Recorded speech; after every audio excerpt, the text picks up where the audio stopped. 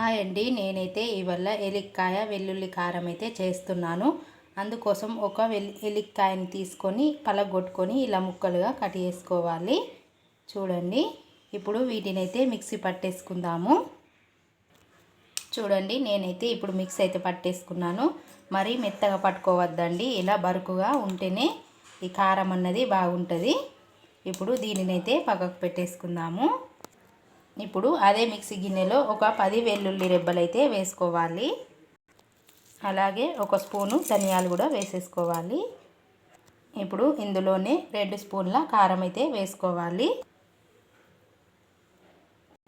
ఇప్పుడు కారానికి సరిపడా సాల్ట్ కూడా వేసేసుకుందాము. ఇప్పుడు వీటిని కూడా మిక్సీ పట్టుకుందాము.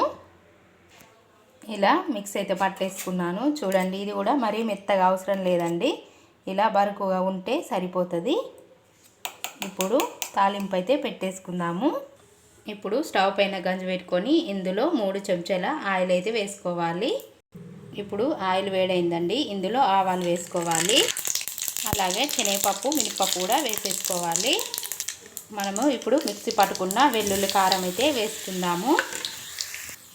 ఇప్పుడు ఇది కొద్దిగా వేగిన తర్వాత మనము ఇప్పుడు పట్టుకున్న ఇది ఎలిక్కాయని కూడా వేసేసుకోవాలి. అలాగే కొద్దిగా కరివేపాకు కూడా వేసుకుందాము. ఇప్పుడు చక్కగా మొత్తం కలుపుకోవాలి, పచ్చి వాసన పోయేదాకా వేయించుకోవాలి.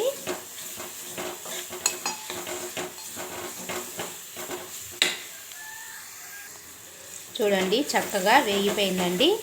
ఈ కారం అయితే రెడీ అయింది. ఇప్పుడు గిన్నెలోకి అయితే తీసేసుకుందాము. రెడీ అయిందండి ఎలిక్కాయ కారము. ఈ కారం అయితే 10 రోజులు కూడా నిలువ ఉంటుందండి, ఎందుకంటే వాటర్ వేయలేను కాబట్టి. ఎలిక్కాయ వెల్లుల్లి కారం మీకు కూడా నచ్చితే ఒకసారి ఇలా చేసుకోండి. చాలా సింపుల్గా అండి. అలాగే మా వీడియోకి లైక్ కొట్టండి, మా ఛానల్ సబ్స్క్రైబ్ చేసుకోండి. సరే, బాయ్.